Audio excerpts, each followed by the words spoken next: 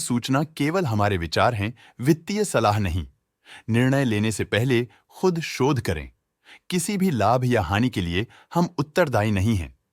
आज हम देख रहे हैं ओरिएंट इलेक्ट्रिक लिमिटेड के 2025-26 Q1 की standalone financial performance. Starting with the sales, पिछले क्वार्टर से सेल्स में -11% का डिक्रीज हुआ है, मगर कंपनी ने पिछले साल के मुकाबले 2% का सेल्स इंक्रीज रिपोर्ट किया। Expenses -9% quarter on quarter decrease हो गए हैं, जो साल भर के 1% के राइज के साथ अलाइन करता है। एक्सपेंसेस में डिक्रीज अच्छा है, लेकिन सेल्स में डिक्रीज निराशा की बात है। ऑपरेटिंग प्रॉफिट, जो पिछले साल के कंपैरिजन में 15% अप हुआ है, quarter on quarter around -31% decrease हुआ है। Operating profit margin (OPM) annual basis पे 0.5% से इंक्रीज हुआ है और पिछले क्वार्टर के कंपैरिजन में -2% से डिक्रीज हुआ है। एक्सेप्शनल आइटम्स को ऐड करके अदर इनकम पिछले क्वार्टर के कंपैरिजन में -29% गिर गई, बावजूद इसके ईयरली ग्रोथ 0.5% हुई है। इंटरेस्ट एक्सपेंसेस पिछले क्वार्टर से -15% डाउन हुआ, लेकिन ईयर ओवर ईयर डिक्रीज -5% हुआ है। डिप्रिशिएशन कॉस्ट्स में क्वार्टरली -10.5% का डिक्लाइन देखने को मिला और ईयरली बेसिस पे 11% का इंक्रीज देखा गया। प्रॉफिट बिफोर टैक्स एनुअली 23% बढ़ा, लेकिन प्रोसीडिंग क्वार्टर से -44% डिक्रीज हुआ है। इस साल कंपनी ने 25.5% टैक्स पे किया और क्वार्टरली कंपनी ने 26% टैक्स पे किया है। नेट प्रॉफिट ने ईयर ऑन ईयर 22% का इंक्रीज दिखाया, लेकिन लास्ट क्वार्टर से -44% का कंट्रैक्शन हुआ है। इस क्वार्टर के दौरान कंपनी का परफॉर्मेंस इतना अच्छा नहीं रहा।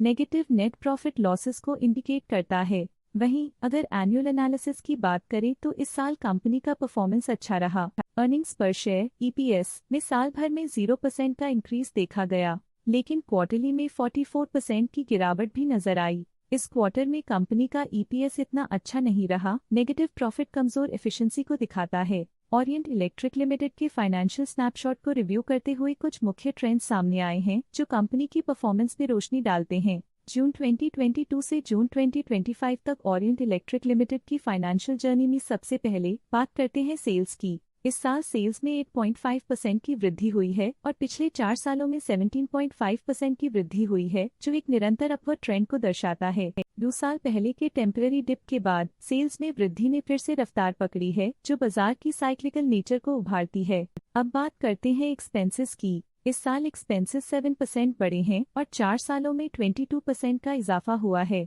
इस साल सेल्स और एक्सपेंसेस एक साथ बढ़ रहे हैं, जो बैलेंस्ड ऑपरेशनल अप्रोच को दर्शाता है। इस साल ऑपरेटिंग प्रॉफिट में 35.5% की बढ़ोतरी हुई और पिछले 4 सालों में -29.5% की गिरावट हुई है। लगातार 2 साल की गिरावट के बाद इस साल ऑपरेटिंग प्रॉफिट बढ़ा है, जो ऑपरेशनल रणनीतियों में सुधार को दर्शाता है। इस साल नेट प्रॉफिट में 23.5% की वृद्धि के साथ पिछले 4 सालों में -38.5% की गिरावट हुई है। लगातार 2 सालों तक प्रॉफिट में कमी के बाद इस साल नेट प्रॉफिट में हुए इजाफ ने एक टर्नअराउंड का संकेत दिया है, जो स्ट्रेटेजिक रीअलाइनमेंट्स का असर हो सकता है। EPS के लिए रास्ता कठिन रहा है। इस साल EPS -21% डिक्रीज हुआ और पिछले 4 सालों में कुल मिलाकर -61% की गिरावट हुई है। पिछले 3 सालों से EPS में लगातार गिरावट कंपनी की लॉन्ग टर्म प्रॉफिटेबिलिटी के लिए चिंता का विषय है। चलिए अब बात करते हैं शेयर होल्डिंग पैटर्न की। ओरिएंट इलेक्ट्रिक की शेयर होल्डिंग रिपोर्ट्स कुछ इस प्रकार की हैं, जो अननोन 2025 के तक चलता है।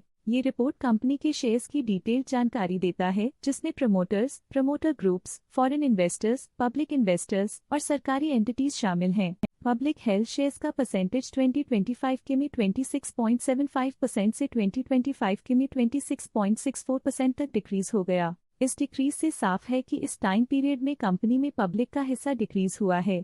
जब कंपनी के शेयर्स का अधिकतम हिस्सा प्रमोटर्स, FII, DII या गवर्नमेंट के पास होता है, तब ये माना जाता है कि कंपनी मजबूत हाथों में है, जो स्थिरता और मजबूत समर्थन को दर्शाता है और इस मार्केट की स्थिरता बनी रहती है। DII डोमेस्टिक इंस्टीट्यूशनल इन्वेस्टर्स ने अपना शेयर होल्डिंग 2025 में 27.95% से 2025 में 28.1% तक इंक्रीज किया। ये बताता है कि डोमेस्टिक इंस्टीट्यूशंस ने कंपनी में अपना इंटरेस्ट 0.15% तक इंक्रीज किया है। फॉरेन इंस्टीट्यूशनल इन्वेस्टर्स की शेयर होल्डिंग में थोड़ा डिक्रीज आया 2025 के से 2025 के में, जो दिखाता है कि फॉरेन इंस्टीट्यूशंस ने अपने स्टेक को क्वार्टर टू क्वार्टर -0.05 से डिक्रीज किया है, जिसे पता चलता है कि उन्होंने अपनी इन्वेस्टमेंट्स को पुल बैक किया है। दोनों 2025 के और 2025 के में गवर्नमेंट ओनरशिप में एक नोटेबल इंक्रीज देखा, 0.08% तक बढ़ गई, जो इंडिकेट करता है कि इस समय में गवर्नमेंट का पोजीशन कंपनी में मजबूत होता जा रहा है।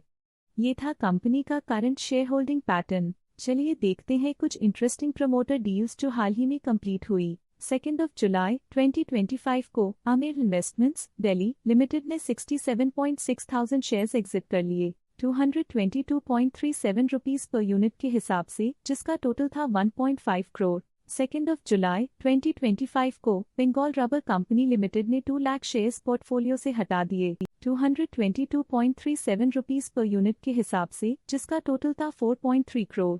2 जुलाई 2025 को सेंट्रल इंडिया इंडस्ट्रीज लिमिटेड ने 10 लाख शेयर्स इन्वेस्ट किया 222.37 रुपीस पर यूनिट के हिसाब से, जिसका टोटल था 22.2 करोड़। 2 जुलाई 2025 को नेशनल इंजीनियरिंग इंडस्ट्रीज लिमिटेड ने 5.4 लाख शेयर्स एग्जिट कर लिए 222.37 रुपीस पर यूनिट के हिसाब से, जिसका टोटल था 12 करोड़।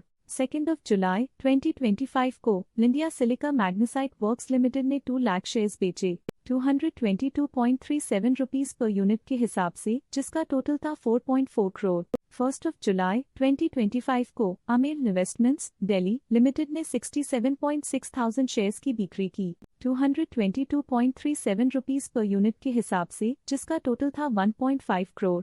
1 जुलाई 2025 को बंगाल रबर कंपनी लिमिटेड ने 2 लाख शेयर्स की बिक्री की 222.37 रुपीस पर यूनिट के हिसाब से, जिसका टोटल था 4.3 करोड़। आशा है कि ये प्रमोटर डील्स के इनसाइट्स आपको स्टॉक मार्केट समझने में मदद करेंगी। अब नजर डालते हैं ओरिएंट इलेक्ट्रिक लिमिटेड के स्टॉक रिकमेंडेशन पे। इस स्टॉक का करंट प्राइस 236.8 रुपीस चल रहा है। आनंद राठी ने स्टॉक की बाय रिकमेंडेशन दी थी। उन्होंने स्टॉक का टारगेट प्राइस 310 का अनुमान लगाया था। रिकमेंडेशन के समय स्टॉक का प्राइस 241.5 चल रहा था, जो करंट प्राइस से 29.4% अप है। आनंद राठी ने स्टॉक की बाय रिकमेंडेशन दी थी। उन्होंने स्टॉक का टारगेट प्राइस 282 का अनुमान लगाया था। रिकमेंडेशन के समय स्टॉक का प्राइस 220.25 चल रहा था, जो करंट प्राइस से 28.3% अप है। आज के लिए फाइनेंशियल सेक्टर में इतना ही। देखने के लिए धन्यवाद। स्टॉक लेटेस्ट न्यूज अपडेट के लिए चैनल को सब्सक्राइब करें और वीडियो को लाइक एंड शेयर करें।